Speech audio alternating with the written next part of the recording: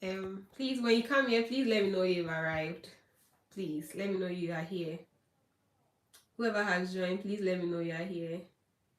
Funshaw Depo, he said he can't wait to join the session.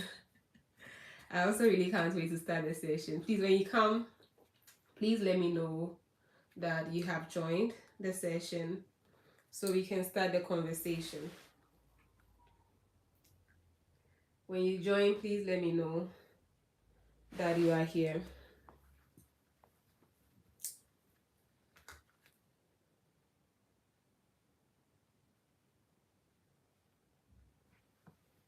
Hello. When you come on, please let me know you've come so we can start the session. You're welcome to the session.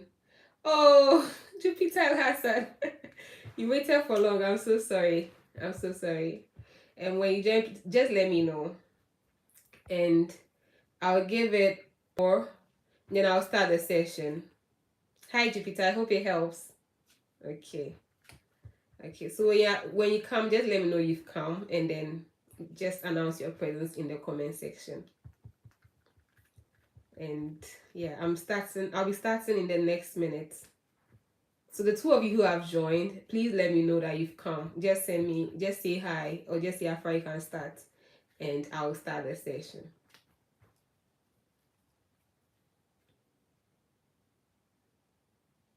Yeah, I'll start the session. 4 people are here already. Hi, Linda. Hi. Hi. Okay, so it's already 5:35. It's already 5:35 in the UK, and I believe it's 16:35 GMT everywhere in the world. So we started with a live session right away. You're all welcome to today's live session. Like I announced in I think last week and in the previous days before today, hi Nana Sapon. I mentioned that we're having a conversation. Hi Afi Kule. Okay, thank you all for being here. Thank you for coming. We're about to start the session. And like I said, this is going to be a question and answer session. So I would really appreciate if you could drop in your questions. And I'll be taking the questions after 8 minutes or after 10 minutes. So I'll take the questions as they flow. So those of you who are here, if you have any questions that you think you need answers to, please you can comment in the comment section. I'll answer. I would be waiting for a while. I think the live is almost 3 minutes. And when it's 5 minutes and I have not received any questions yet, I will just go to the questions I received from Facebook, TikTok, here on YouTube, and on my WhatsApp. Yeah, so please, if you have any questions that we can start with, please let me know. Then we can start the conversation. Other than that, I would answer the questions that I have on my yeah. I'll make do with what I have. I'll make do with what I have. So I'll just give you like a minute more. If you have any questions, please let me know. If you have any questions, please let me know. If you have any questions right now, please let me know. And I'll try my best to answer the ones I can answer. For all of you who have joined the live, thank you very much for making time to join the session. And I apologize for the late start of the event. Yeah. So please, if you have any questions, please let me know right away so that I can start answering your questions. If you are live now and you have any questions at the moment, please let me know. Else in the next minute, I'll be answering the questions I got on my social media handles.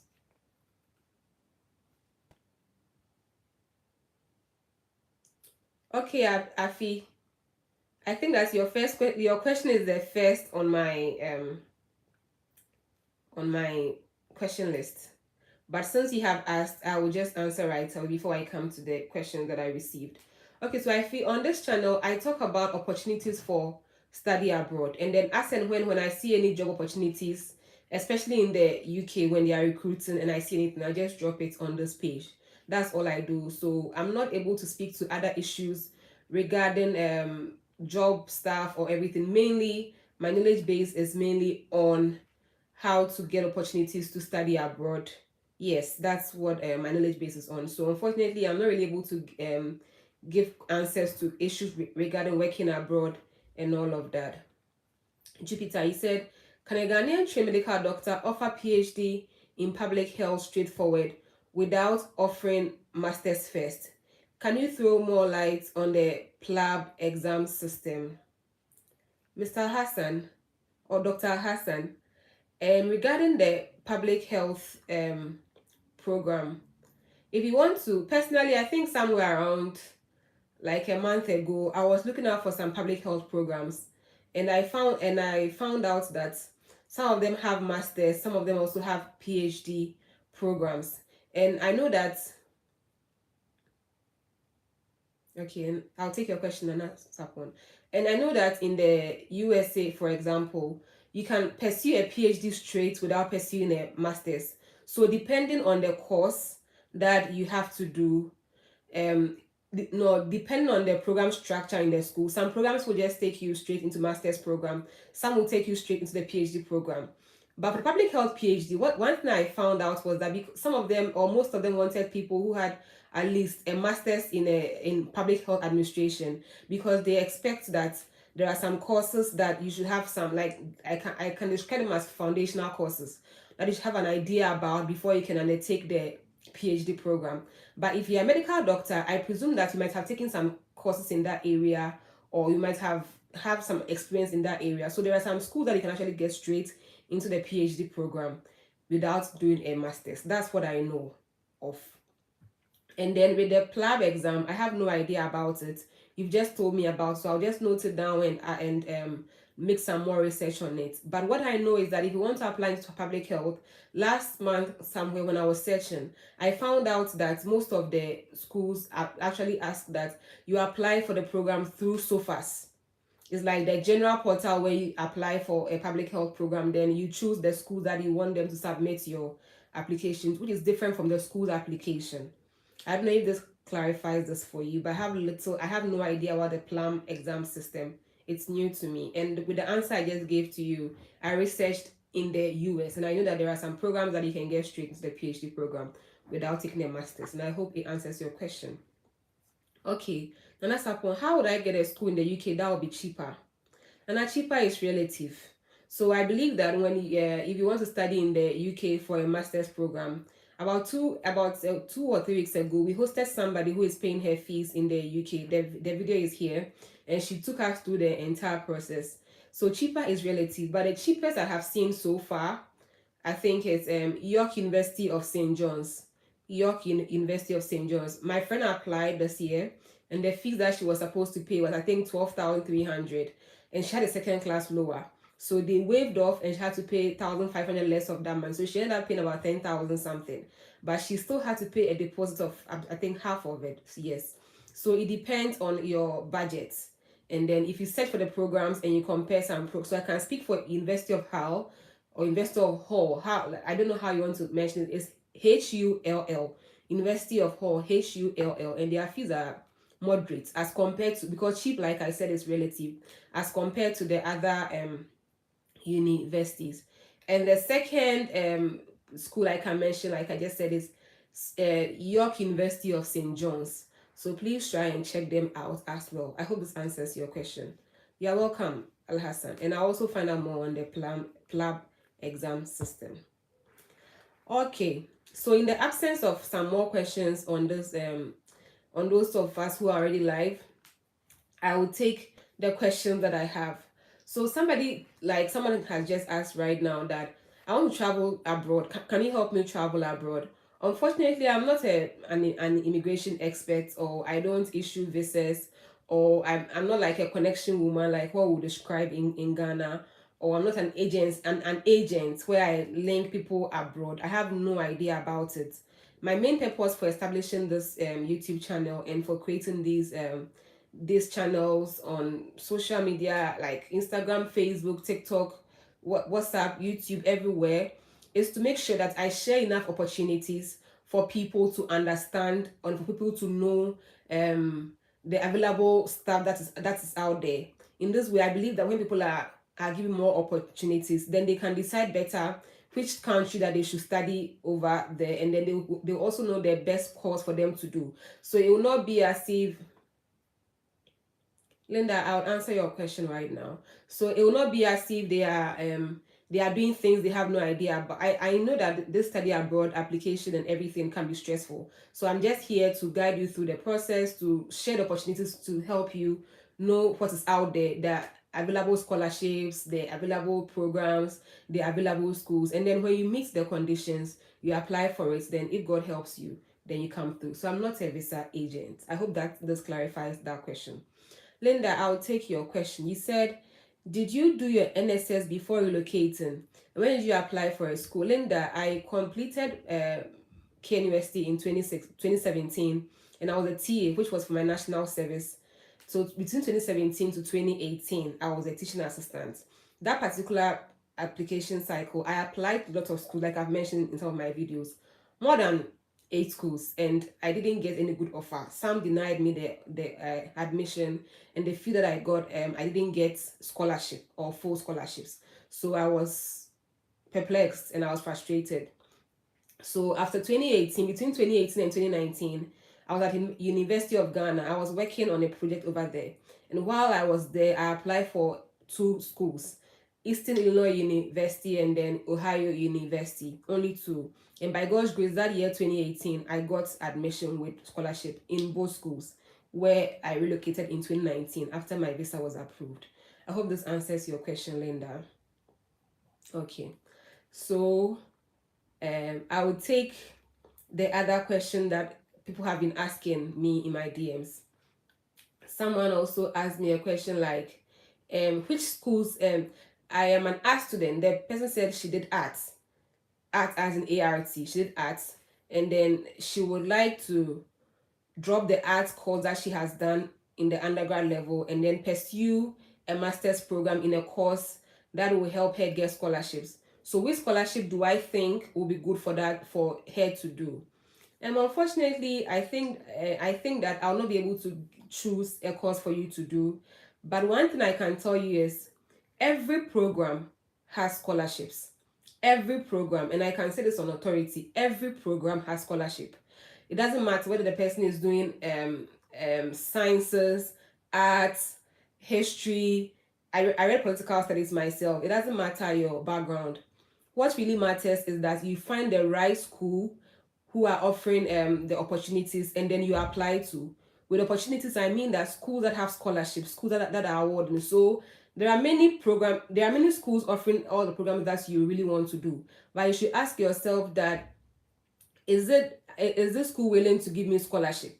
If they are not, then you drop it. So until you find that school that is funding the course that you want to do, please don't go for it, which is why I am here, and I'll be trying my best in the days ahead or between now to December, because of those application season. It just recently opened. So between now to December, I'll be sharing as much as opportunities that I can search for on the page.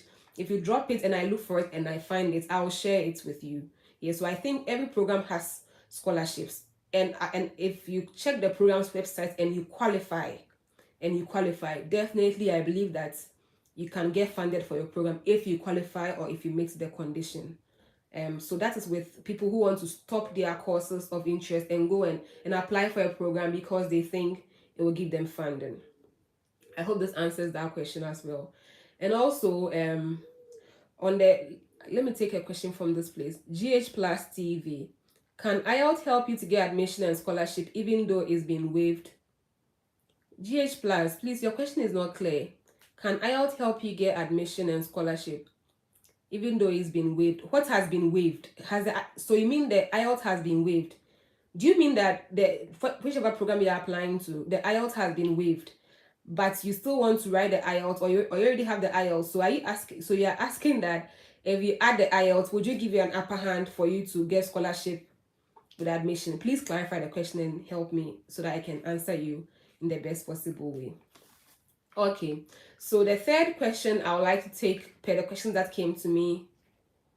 Okay, that's what you mean. So the program that you're applying to has waived IELTS, but you already have IELTS. So you want to find out that, can it help you get admission and scholarship? Okay, In my own experiences, and from people that I have worked with in the past, and from my own colleagues and amongst my own friends, in schools, like in countries like USA and Canada and other countries, some of them, if you have been taught in English, like if you've been taught in English, let's say in countries like Ghana, Nigeria, and other English speaking countries, they waive off that IELTS and the TOEFL issue. I would have addressed it later in the questions I have listed, but since you've brought it up, they just waive it, So what really matters is that, do you meet the conditions that the school is setting out? Not because you have an IELTS. And I think that if it's been waived and you have it, it doesn't really give you, that's my own understanding, it doesn't really give you an upper hand over someone who does not have it. What really matters is that they have put down some conditions. Sometimes they will ask you that maybe you should have a GPA, minimum GPA of 3.0 or 2.8. Do you have it? They will ask you, submit a CV. Do you have it? They will ask that, write 2 or 3 references from your recommendations from your referees. Do you have that? They will check, do you have test scores or you don't have test scores? Things like that, your SOP and all of that. So those are the important things that so what really matters is the conditions or the requirements that the school has put out there on their website, and not because you have an IELTS. That will give you an upper hand, especially if it's been waived. So it means it's not really a thing for them. I hope it helps clarify your question. Okay. But in schools like the UK, most UK schools that I know of, okay, some actually take our WASI. If you've taken WASI and you go like above a grade 6, sorry, C6, they can admit you into the program. In that same vein, sometime when there's some of them can actually give you scholarships, and then they require that you should take IELTS before. So if it's a requisite, then you're likely to, it's likely to be an opportunity or an advantage to you. I hope it clarifies like whatever you are looking for. Okay, thank you. The third question that I saw in the questions that I received from my socials was that am I able to apply for schools for people? In the past, I would have been able to, but currently I'm also very busy. And also looking at the number of people that I have to attend to and all of that, I'll not be able to apply for the school for you. Which is why personally I have opened the YouTube channel and I have explained the process, which is something I'll keep on doing. I'll explain the process to you, the documents that you need to apply. And then the whole idea is to help you to do it yourself. I don't think it will be necessary for you to pay an agency or to pay an individual huge sums of money for the person to do it for you. I believe that the main idea is that just follow the channel, just follow the process step by step, and you should be able to do it by yourself and on your own. I hope this clarifies things. And then secondly, I need to say something. I think I have forgotten. So when I remember, I'll talk about it. Yes, so you should be able to do it yourself by following the process. One thing I can do is to guide you through the process. And if I see that I can guide you through the process, what will help me is that, oh, hello, Afra, I'm applying to this program here, and there's a section that I don't understand. They're asking me to submit a letter of motivation, but I don't understand what that is about. Can you please explain things to me? That I can easily do for you. Afra, I have drafted my resume, but they are asking for an academic resume. Can you give me the templates? What is that about? Then I can answer. But if you ask me to apply for a program for you, unfortunately, I'll not be able to apply for the program for you. You would have to do it by yourself. Or if you still want to pay an agent for the agent to do for you, that should be okay too. I hope that clarifies that aspect of asking that, will I be able to apply for the program for you? Okay. Now I want to come to the issue of TOEFL, IELTS, WASI, and English proficiency. So some people, those that reached me, some of them informed me that when they were applying for when they checked out the schools, some of them requested that they bring IELTS. Others asked for TOEFL and other English, some documents that show that they have studied in English. But in my own experience, studying in the USA and having friends who have studied in Canada and UK as well and other parts of the world, I know that for many schools in the UK, they ask that you bring an IELTS. And they have a particular grade that they expect you, I think the band that they expect you to get before you can gain admission. But even in the UK, there are some schools that don't take the IELTS. They will gladly take your, they will gladly take your English proficiency, because you've studied in an English speaking country.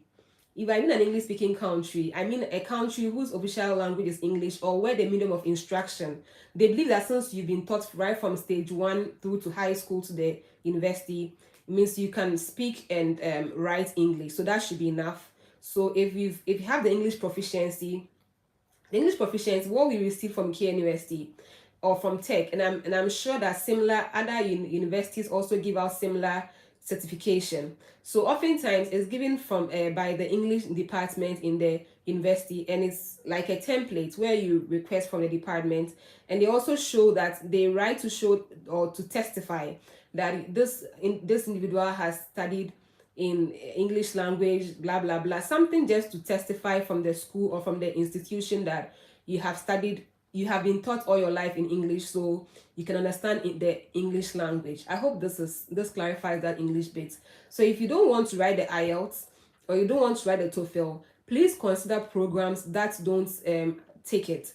Countries like UK, USA, and Canada, I can say that if you are from Ghana and Nigeria and other parts of Africa where you are asked you are taught in English, they easily waive off that English in that IELTS factor. So that if that's a stumbling block for you, excuse me, if that's a stumbling block for you, please make sure that you're applying to a program that's just waiving off that English requirement for you just because you studied in an Anglophone country. Linda Ajekum, can you write IELTS even a year before applying to a school? Yes, you can write the IELTS even a year before applying to the school. The reason being that with the IELTS, some of them have a number of years, maybe like after 2 years, it would expire. So there is an expiration date from the time when the results were released to the time when you actually use it to apply for the program. Some have 2 years, and it depends on what the school requires, that bring an IELTS that is not expired within the next 3 years. They have the validation period, so it's actually depends on the school.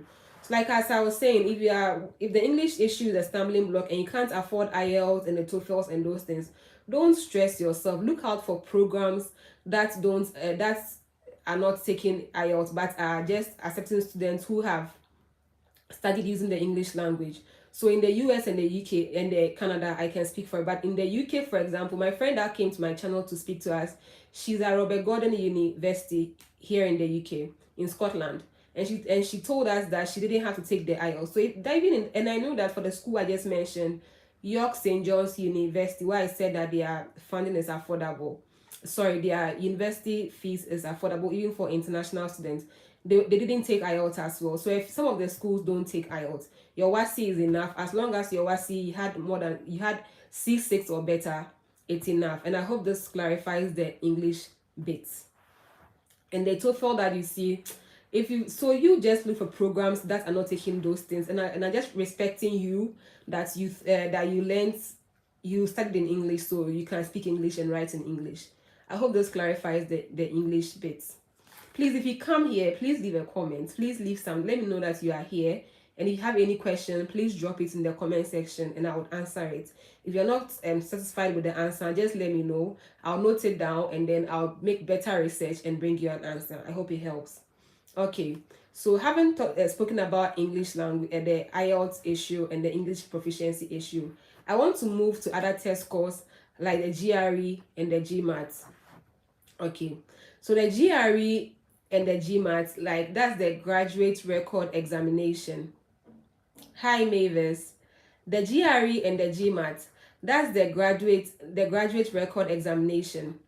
So I know that in most programs in America, in the USA, if you would like to study in the USA, most programs actually require that you write the GRE before they can take you into their programs.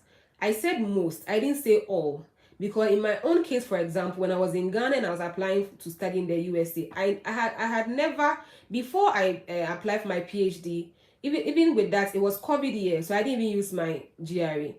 I had never written any test examinations before.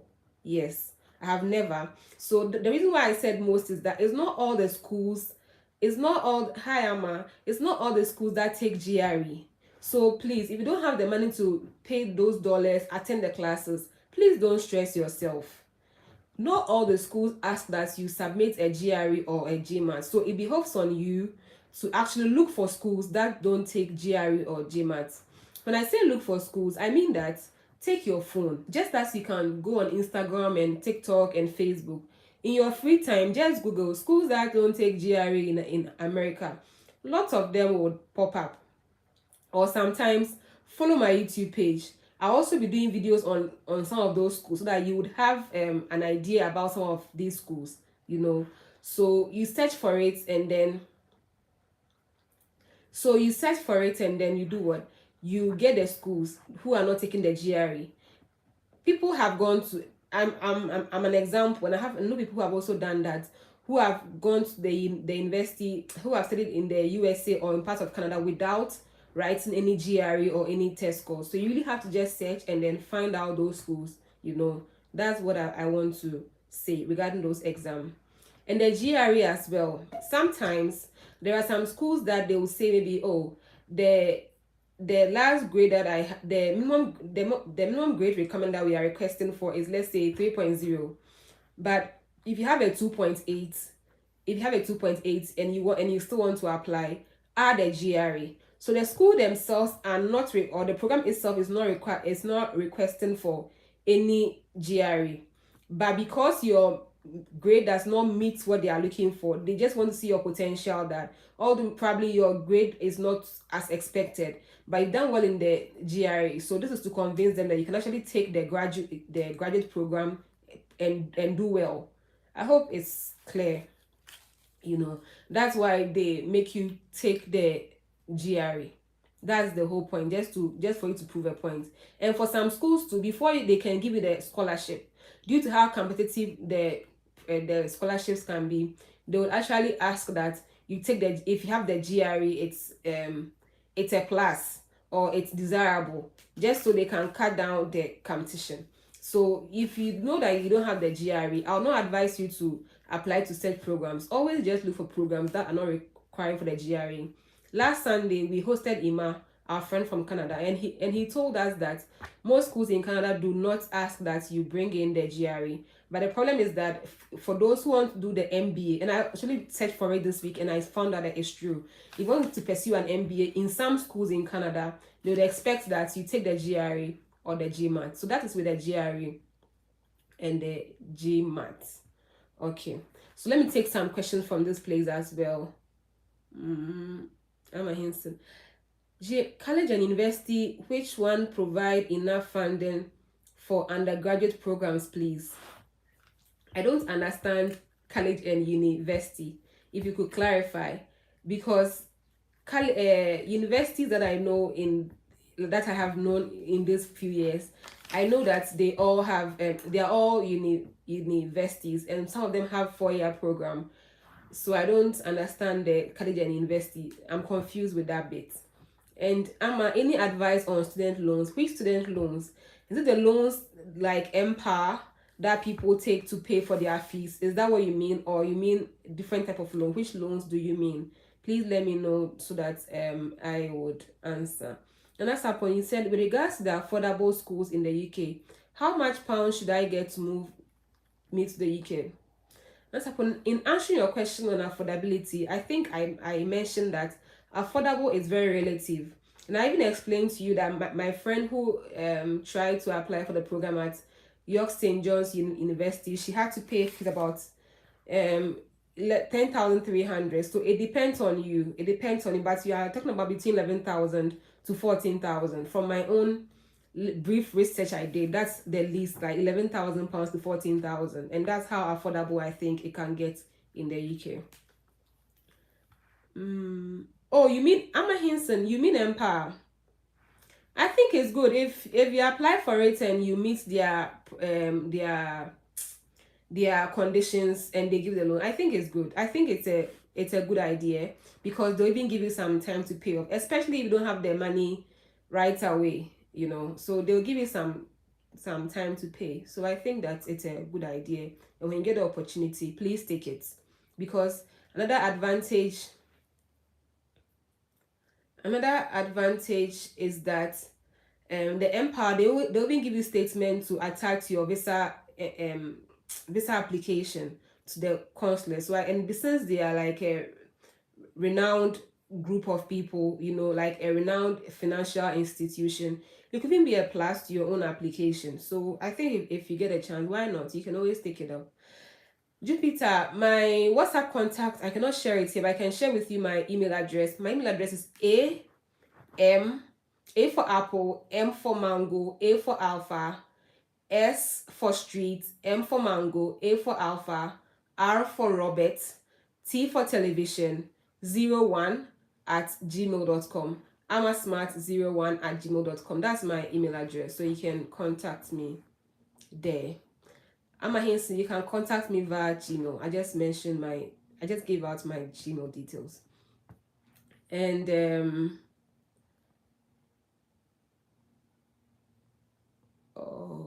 GH Plus TV.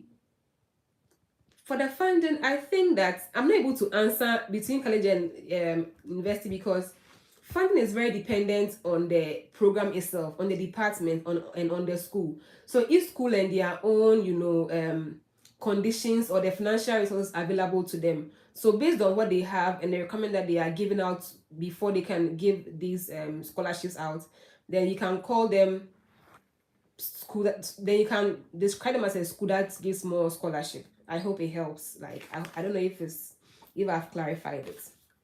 So with the test course, I was talking about GRE and the English and the GMAT as well, and English proficiency, TOEFL and IELTS. Okay. So I was talking about people who also have low GPAs. Some people have low GPAs and then they want scholarships. So if you have a low GPA and you want a scholarship, honestly speaking, sometimes it is quite difficult, because even with those who have the second class uppers and then the first classes, it gets very competitive, because it's not just you. Remember that it's a competition between you, people from Philippines, China, India, all over the world. It's a competition. Gambia, it's not just you and Nigerians or Tanzanians, it's all over the world that are competing for similar opportunities. So even those with that upper and those in the first class, it gets hard. So imagine those with lower and third class. But all hope is not lost. For some programs, if you have a second class lower, what they request for is that you can write the GRE, and they expect you to get particular marks in the GRE. Then you attach it to your GPA, then you apply for the program. Other than that, although some people might have low GPA, for example, that person has a second class lower, but after school the person has worked for maybe 8 years, 5 years, or has got some experience in this particular field. So sometimes the experience will count, because it's a master's program. So if they check your profile or your CV and they see that, oh, you have done some lengthy work, or you've had some practical experience in this field and you really want to master in it, it will go beyond the grades. And if you have the scholarship, and if there's the scholarship and you meet the requirements, and in that circumstance, if grades are not really a thing, but experience, like work experience, you could get the opportunity. So it's not always about although getting the second class upper in the first class is a big deal. For that, it puts you in a good position. But if you have second class lower, sometimes some programs will request that you write the GRE as an additional requirement for you to be able to get into the program and get some scholarship. Or sometimes if you have more experience in the field, like lengthy years with lots of experience, then you can actually get into the program with some scholarship. I hope that clarifies the low GPA and the scholarship questions as well. The next people I want to talk about are people who have HND, diploma, and all of that. With HND, you know that I think it was done in the past when the schools had, in Ghana, for example, when it had not yet been changed into universities, but they were called polytechnics. So it was like a higher national diploma. So it was a diploma, but more of a higher version of diploma. So it's still not a degree. But some people have diploma and they would like to pursue their degrees abroad, yes, instead of topping up in Ghana. It is possible. But what happens is that you would apply for the program as a transfer student. So as a transfer student, you would have to get all your transcripts that you would have to get a transcript from the school that you attended. If you attended Polytechnic, you have to go to your school and then get all your transcript right from the first semester. Some schools will require that you evaluate it with the WES. I've forgotten the full meaning of the WES, but WES is an evaluation scheme, especially if you are studying, if you want to study in America or some parts of Canada. I don't know if it applies to Canada, but I know for sure that this happens in America, where you have to, they would take, it's like a standard form of evaluating your result to see how it matches their requirements. So you apply for the program as an international undergraduate transfer student. So you submit this transcript, and if you meet the requirements, of course, before you apply, please check the fees if you can afford. And some schools even have some partial scholarships for students. Let's say if you are pursuing an HND, if you pursue an HND and your class is good, like 3.0, 3.5, like that kind of second class upper going through to first class, they have some nice packages that could be given to you, and you could use them to apply for the degree. So that one you do like a top up, like a year or two. So it is highly possible. If you have an HND, then you can actually apply for the degree abroad. So you apply as a transfer student. I hope that clarifies the question for my friends. And not just HND students, even if you are in first year in the university, second year in the university in Ghana, in Nigeria, in India, anywhere that you are watching us from, or anywhere you'd eventually watch this video from, you can always apply as a transfer student to continue with your education, to complete your degree in a different country of your choice, as long as you can afford it, or as long as there are scholarships in that school for it, and you think that you want to continue over there. Why not? You can always try and apply for that program. Thank you so much, Gerald, for your kind comments. Gerald said very inspiring and insightful. Thank you, Gerald. So that is what I can say regarding those of us who want to move to the US without completing our degrees back in our home countries. You can always apply as a transfer student. If you have not shared the link with your friends, you're not doing a good work at all. You don't want to be selfish and let all of these things alone for yourself. Please share the link with your friends for them to also join us. Thank you. So I have spoken about English test, about GRE, school application, visa application, whether I'm an agent, transfer students, and then people with lower GPAs. And yes, I've addressed some of these issues. And someone has asked me questions regarding public health and affordability of universities in the UK and all of that. So I would also like to... Okay, Kelvin, you're welcome. I would also like to go straightly to people, the questions I got from nurses and teachers. So I'll take that of teachers first. So for teachers who already have a degree in education, I have little idea about your specialties. I know some of you do early childhood. I know basic. I know there are different concentrations that you do, but I want to regard all of them as, or categorize all of them under education. So regarding a bachelor's, if you are a teacher and you have a degree in education in whichever concentration, and want to continue with your education in terms of masters abroad, it's just like all the other programs. It's just like your friends who pursued programs in the university. So you also just need your transcript. You check out for programs that are pursuing the area that you want to study. Submit your transcript, just like any of us that went to the university. So as long as your training college is recognized as a legal institution in your home country, or accredited, let me use the word accredited, university in your home country, then you can actually apply for the program by submitting your transcripts for them to peruse and give you feedback. If you and sometimes I know for sure that when you check the requirement and you see what they have, is it a 3.0 CV, blah blah, all the things that you need to do then you can actually just try and apply with your undergrad. So if you're a teacher and you've already gone to the training college and you have a degree, you can always apply just like any of us without it. It doesn't really matter whether you went to a training college.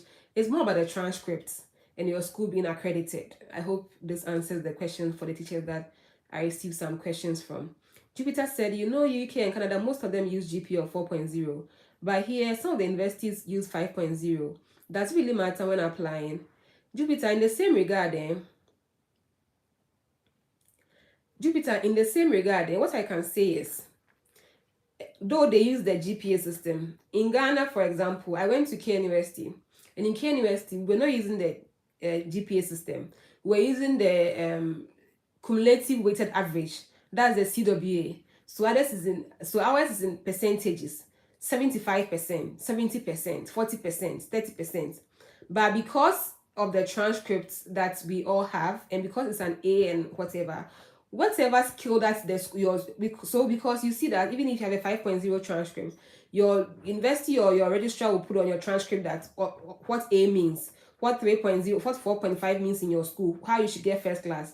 I don't know how their calculation is made, but whatever skill that your school uses, the point is whatever skill that your school uses, the university that you're applying to would also try and put it on their own skill just to match up to see how you fare, So it doesn't really matter whether it's a 5.0 scale or 4, because we're also using averages, and it's different from the GPA system totally, Yeah, so I hope that clarifies the question as well.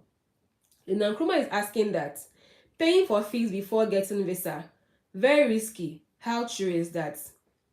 I don't want to say that it's risky or it's not risky, but personally, I would not advise that you apply for a program. You make a deposit before you apply for a visa. Some people have a school of thought that when you make a deposit before you apply for the visa, it would convince the consulate that, oh, this person is a very serious person. So because he or she has paid the fees, let's give the person the visa.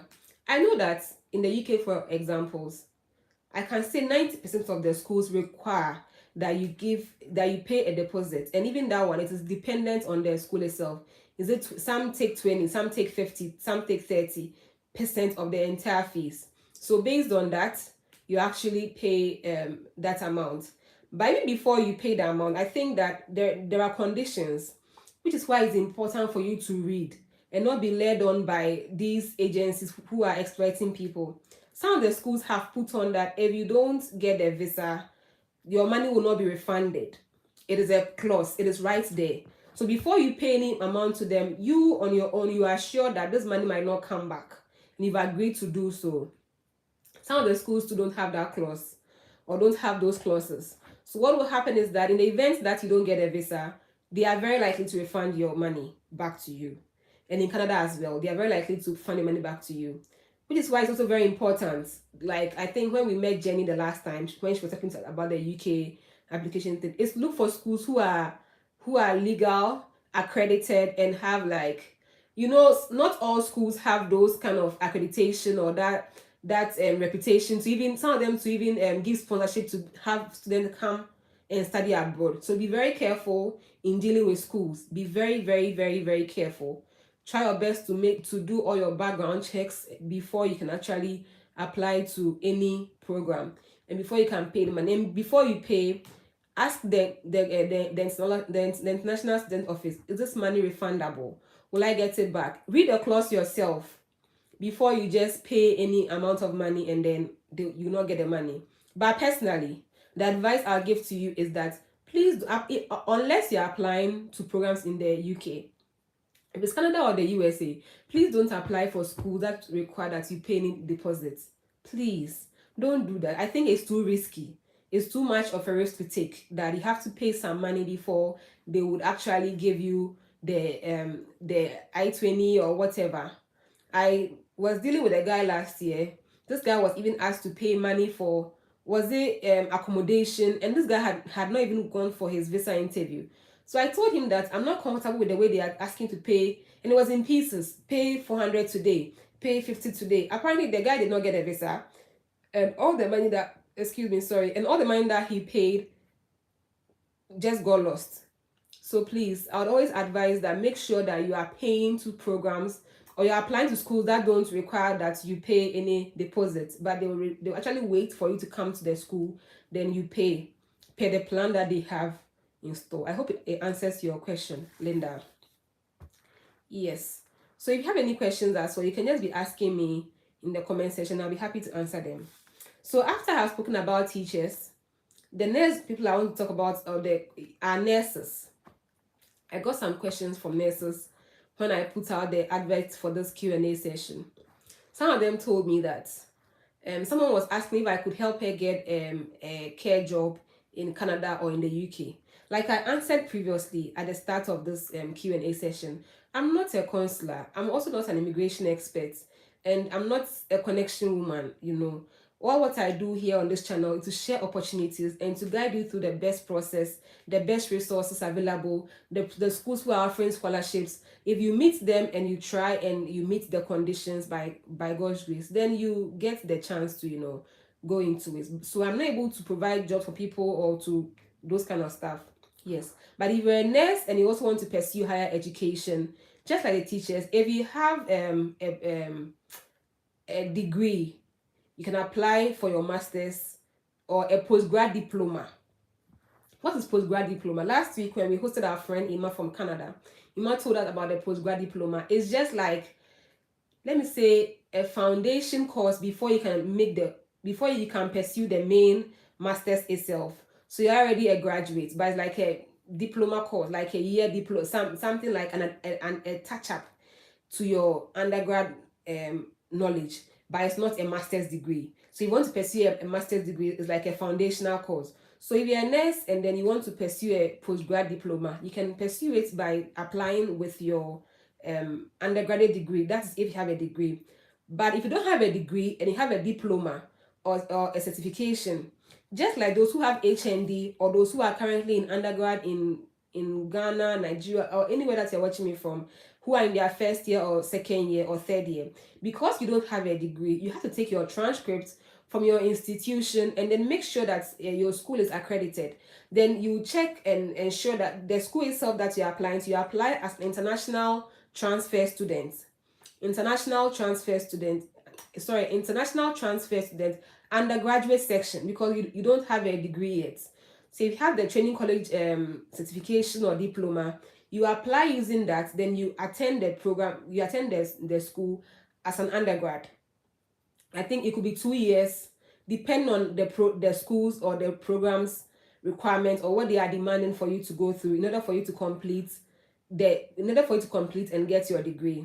Probably while you are there, and then since you are taking a nursing, you've just taken a nursing degree, whichever country that you are in, you then follow. I don't know much about that area. Like I've said, I'm not an immigration expert.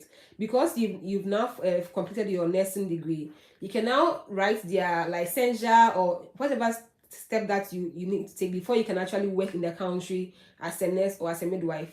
By the time you enter the country as an undergraduate student, you start asking those questions that after school, how can I practice? How can I? So you ask yourself, you ask from the department, then they will guide you through the process. You have to write the NCLEX or the CBT, anything that you have to write for you to be able to become a nurse in that country.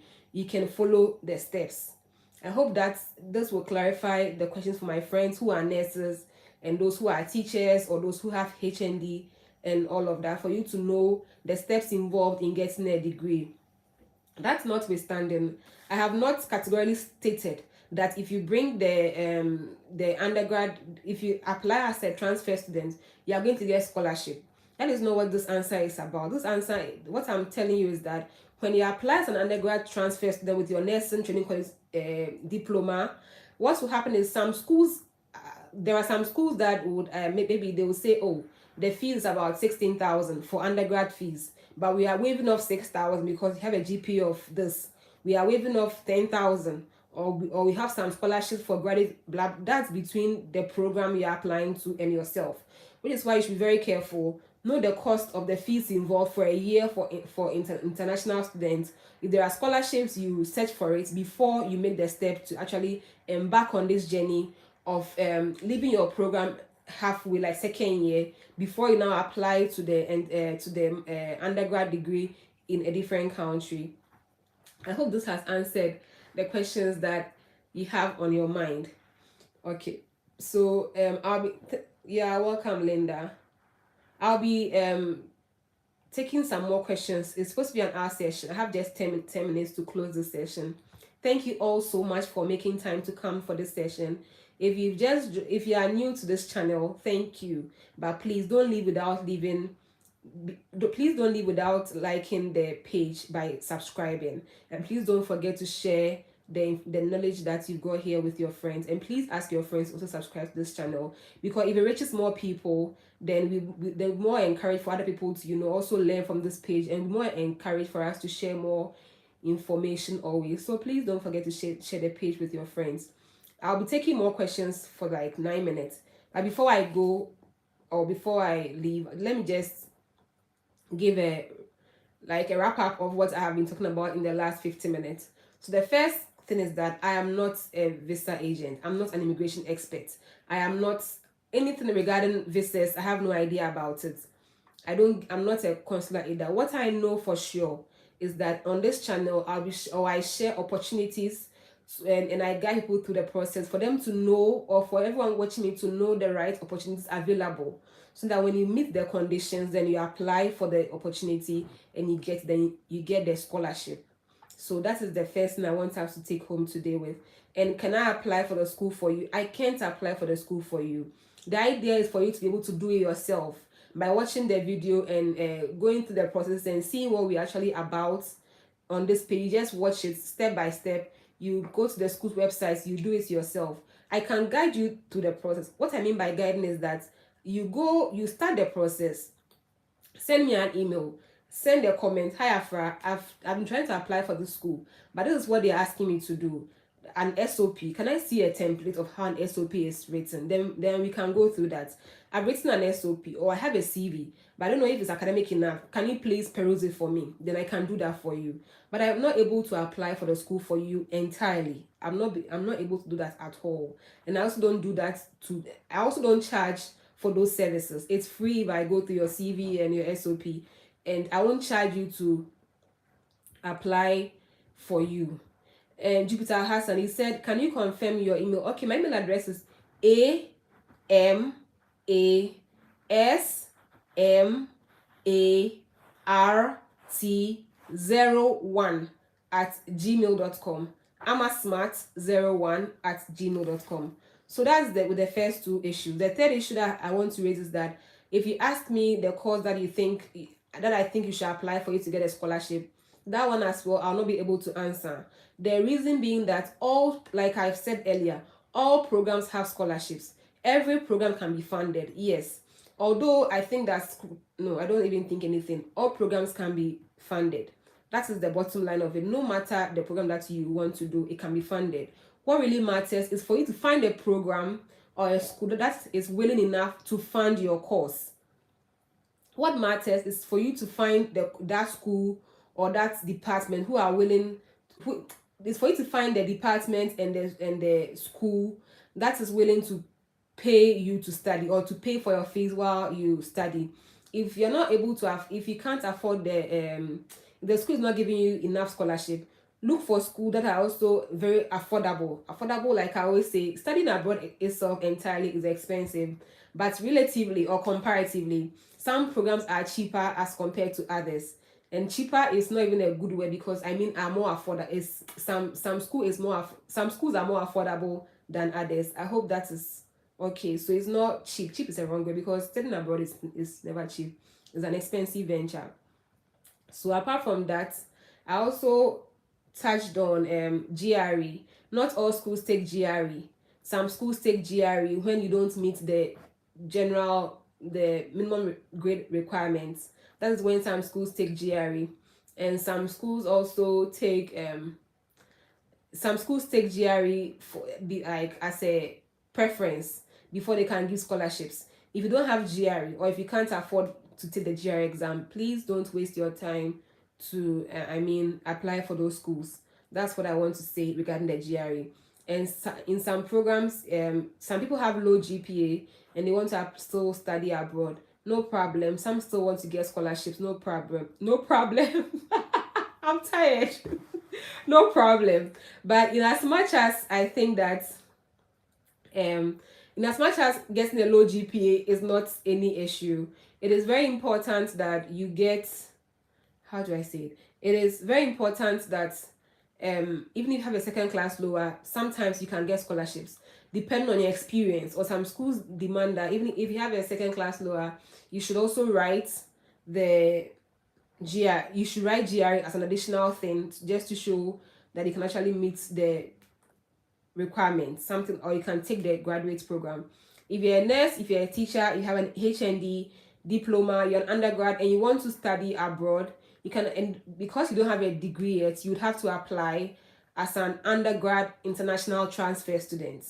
Then you apply. If you already have the degree, you can apply as a postgrad or if a master's program. If you're a teacher, if you're a nurse, it doesn't matter if you went to the training college or the university or the former polytechnics, which is now the technical universities. It doesn't matter, as long as your university is accredited and you meet the requirements and you have the grades. You can always apply if you need to transfer and complete your degree in a different country. If you can afford it, look for programs that are more affordable than others, and that should not be a problem. But if you cannot afford it, look for programs that have enough funding or adequate funding that can cover your studies. So that's the bit with the teachers, the nurses, and the HND and undergrad students. I have like just 3 more minutes to go. So if you have any questions before I leave, you should just ask me. But before I go, I just want to say thank you all so much for making time to stay with me on this live session. I really enjoyed it. I really enjoyed it. Thank you so much for making all this time just to spend some time with me. And I'm happy that I've heard all of these questions, and I'm happy I've been able to assist with some of the problems that you've been dealing with in this process. And if you have not yet subscribed to this channel, I would advise that you subscribe, because we have lots of beautiful things in store for you on this channel throughout. I can promise you that. So please don't forget to share it with your friends as well. I'll take the last 2 minutes for questions. If you have any questions, please ask me. And if you come here too, please don't forget to leave a like and let me know that you are around. Let me know you're around. I'll be so happy to know whoever is here. Please let me know that you're around. Please let me know. Let me know that you are here. Oh, Archie Doxa. Thank you, Archie. Thank you. I'll tell him. Thank you. Please let me know that you are here. If you come, please let me know. If you come, if you found this useful, let me know. If you found it educative, let me know. If you found it insightful, let me know. If you found it boring, let me know. Leave your comments and let me become better to serve you better. Please. Oh, thank you so much, Al Hassan. Thank you so much. I'm also very happy, and thank you for staying with us right from the first minute till this point. I'll be happy if you give me any suggestions on some of the things that you'll be expecting on my page. If you have any suggestions on things that you think I should talk about on the channel too, I'll be very grateful to learn from you. Thank you so far. So if you have any comments, was it a boring session for you? Was there anything else you were expecting that you did not hear about? Anything that you would like me to add next time in my next Q&A? I'll be happy to do it, please. Oh, thank you, Eunice. Thank you so much. Thank you. I have just a minute more to go, so if you have any questions, please ask me. And before I leave, my email address is amasmart01@gmail.com. Hi, Robert. Oh, you are late. No problem. This will be saved and it will be posted again later this week. So if you missed anything, don't worry at all. You can watch it again. So it's not even a problem at all. Thank you, GH Plus TV. So if you have any questions, my email address is amasmart01@gmail.com, or any suggestions, please put it through. Don't forget. A for apple, M for mango, A for alpha, S for straw, S for streets, S for anything S, M for mango, A for apple, R for Robert, T for television, 01 at gmail.com. I'm a smart01 at gmail.com. I'm a smart01 at gmail.com. I hope it works and thank you. Have a happy week. Thank you so much. Bye.